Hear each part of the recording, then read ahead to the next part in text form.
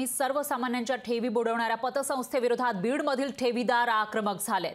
Dnyanradha multi state, मातोश्री पतसंस्था, Sairam urban, दी Marathwada urban या बँकांनी हजारो ठेवीदारांच्या कोट्यावधींच्या ठेवी बुडवलेल्या आहेत। त्यामुळे ठेवीदार अडचणीत सापडले।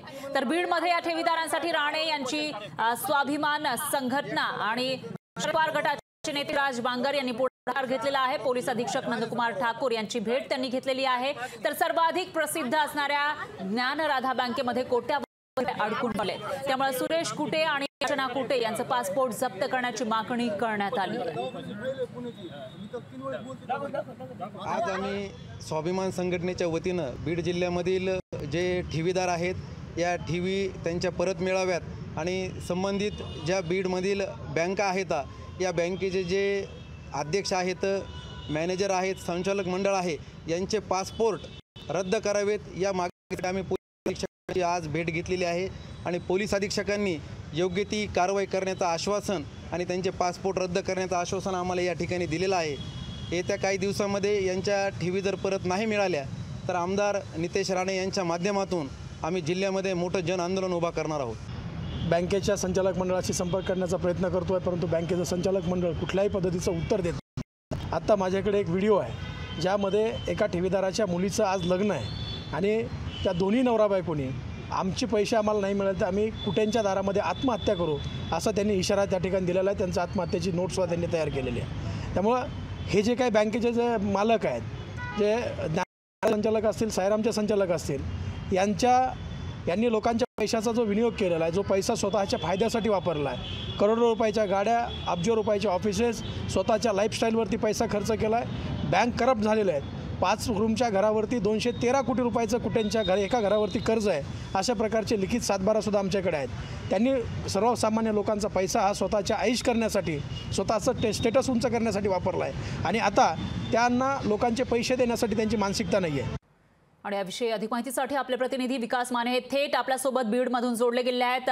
विकास, काय सांगाल? सर्वसामान्य लोकांच्या ज्या ठेवी बुडवणाऱ्या पतसंस्था आहेत त्यांच्या विरोधात ठेवीदार आक्रमक झाल्याचं दिसतंय, काय अपडेट्स आहेत याविषयी? निश्चितपणे आपण पाहिलं तर मागील वर्षभराचा हा कार्यकाळ आहे आणि या कार्यकाळामध्ये जर पाहिलं तर 4 ते 5 पतसंस्था, मल्टी स्टेट बँका असतील त्या पळून गेलेल्या आहेत।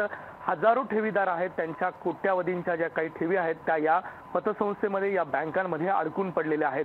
काही लोकांचं काम हे वैद्यकीय आहे, काही शिक्षणाचं आहे, परंतु तरी देखील या निगरगट्ट अशा जे संचालक मंडळ असेल त्यांना कुठलंही पाजर फुटताना पाहायला नाहीये।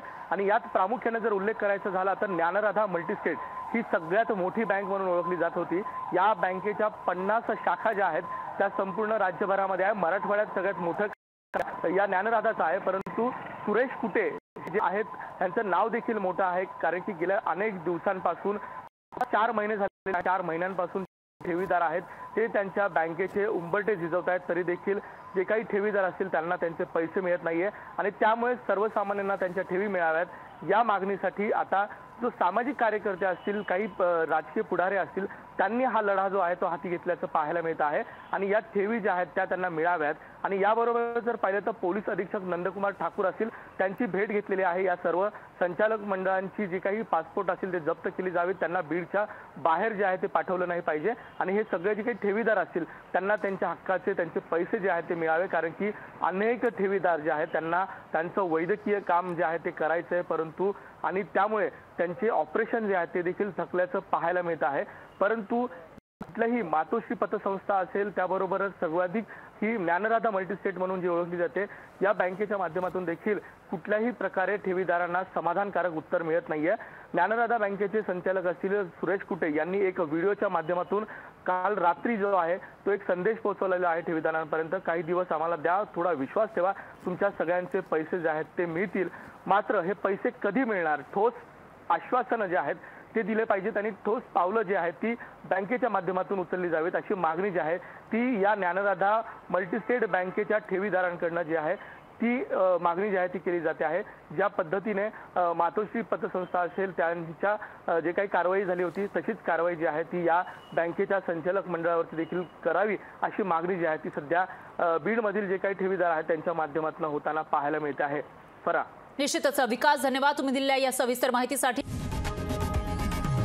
लोकशाही मराठी ऐका, पहा, जागरूक रहा.